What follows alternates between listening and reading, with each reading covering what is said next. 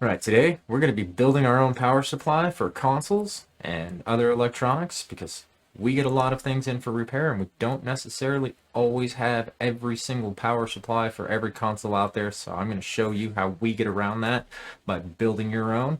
Not necessarily a long-term solution, wouldn't recommend it for that, but for short-term repairs, rebuilds, and just testing, they work great.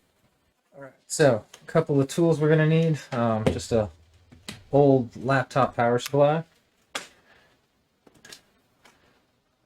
wire strippers, don't necessarily need flush cutters, and another pair of auto strippers. These are your choice. You could do it with just a knife cutting back the sheeting, but that's just kind of a couple of the tools we had laying around.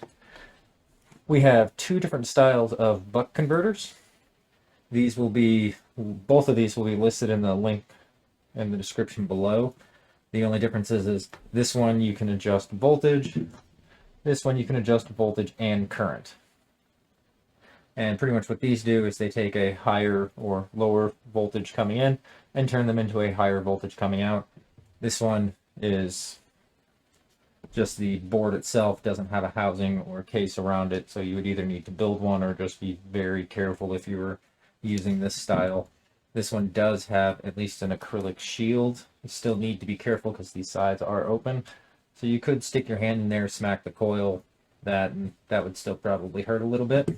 Let's go ahead and get into making this, and all we're going to do to start with is take our laptop power cord that we have.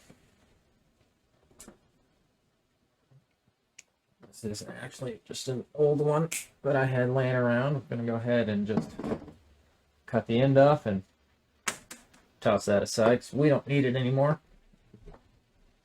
One reason of doing this too is there are a lot of game consoles out there that are center negative of the Sega Model 1, things like the Atari Jaguar, and center negative power supplies are really not that common anymore as far as just going to a store and buying one. Well, a lot of stuff that ends up getting listed of parts repair, things like that, depending on the console, could just be the fact that it's a center negative console and they don't know that. What we have is our 3 wires on the inside here, and also going to want a multimeter just to make sure you get everything attached appropriately and properly.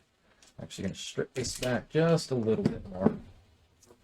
A little bit more room to work with. And these are a good way of switching back and forth between a center positive and a center negative. And this allows us to not have to constantly plug in and unplug power supplies constantly. We can just use the one and do quick voltage checks if we're doing multiple consoles of PlayStations and Jaguars and Neo Geos, which you stay tuned. We will actually have another video coming out of a lot of consoles that we bought that we're going to be going through repairs, which have TurboGrafx, some old PlayStation 1s, also has an Atari Jaguar, Neo Geo, so there will be a video for that coming up. And then in one of those actual repair videos, we will be announcing a giveaway of a console. Not necessarily saying it's going to be one of those, could be a handheld, could be one of those, but just stay tuned for the channel for details on that when that comes up. I do have that plugged in right now. Set my multimeter to DC. I probably need to replace the batteries in because it's bouncing around a little bit. And just make sure that we have 19.5 volts, and we do.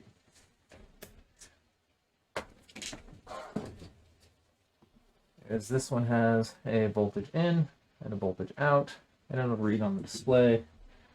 This one also has voltage in and voltage out, along with the display. They're usually marked. This one's marked on the top. This one's marked on the top right next to the connectors.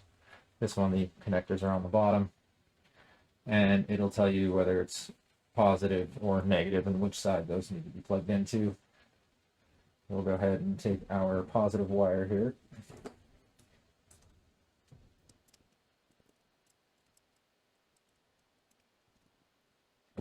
And both of those attached in down on the bottom. This one also has an arrow for the direction of voltage flow.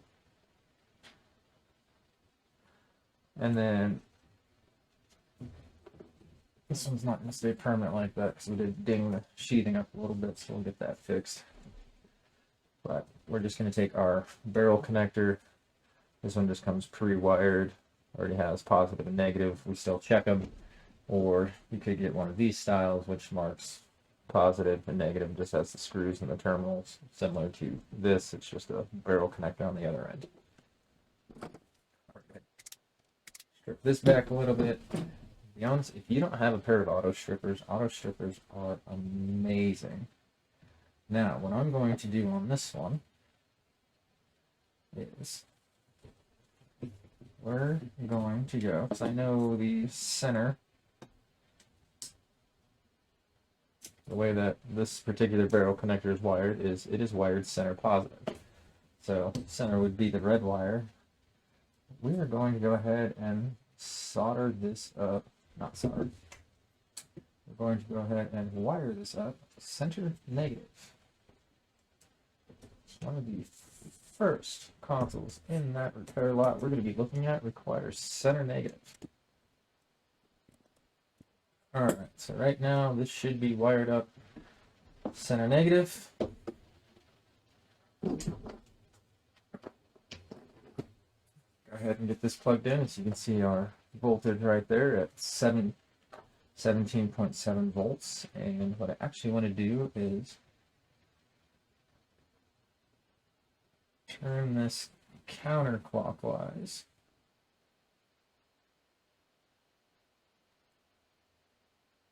Turn that down counterclockwise all the way to 9 volts. You'll see the 19.6 volts in. We have 9 volts out. Or we switch over to USB.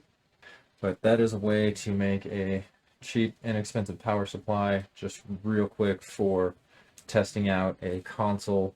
If you're doing repairs, that it's easy to flip those wires, adjust the voltages if you know what the voltage is of your console. But I will tell you this right now, one of the first ones we're going to be working on is 9 volts. It is 1.2 amps. So if you want to take a guess at which one that is, leave a comment below. Anyways, we are North Pole Retro. That was building a temporary power supply to test out your consoles.